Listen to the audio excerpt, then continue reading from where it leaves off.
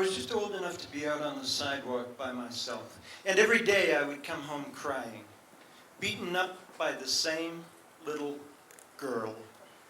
I was Jackie, the firstborn, the apple of every eye. Gratuitous meanness bewildered me. And as soon as she'd hit me, I'd bawl like a baby. I knew that boys were not supposed to cry, but they weren't supposed to hit girls either. And I was shocked when my father said, "Hit her back." I thought it was a great idea. But the only thing I remember about that girl today is the way her eyes got narrow after I did hit her back. She didn't cry.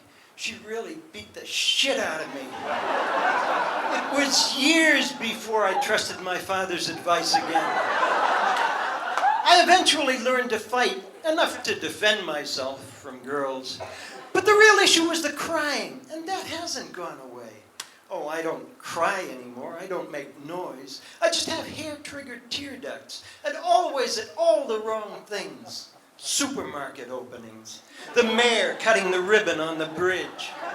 In movies, I despise the easy manipulation that just comes straight from my eyes, but there's not a damn thing I can do about it, and I hate myself for it. The surreptitious nose blow, a discreet 4 minutes after the offending scene. My daughters are on to me, my wife.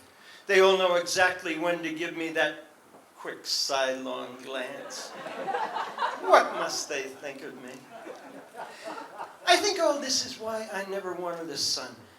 I always supposed my son would be like me, that when he'd cry it would bring back every indelible humiliation of my own life. And in some word or gesture I'd betray what I was feeling, and he'd mistake and think I was ashamed of him.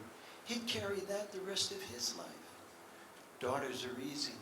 You pick them up, you hug them, you say, there, it's all right. Everything is going to be all right. And for that moment, you really believe you can make enough of it right. Enough. The unskilled labor of love. And if you cry with them for all the inevitable gratuitous meanness of life, that crying is not to be ashamed of. But for years, my great fear was the moment I might have to deal with a crying son. But I don't have one. We came close once between Megan and Kathleen.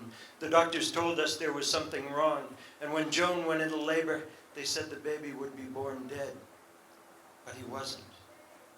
Very briefly, before he died, I heard him cry.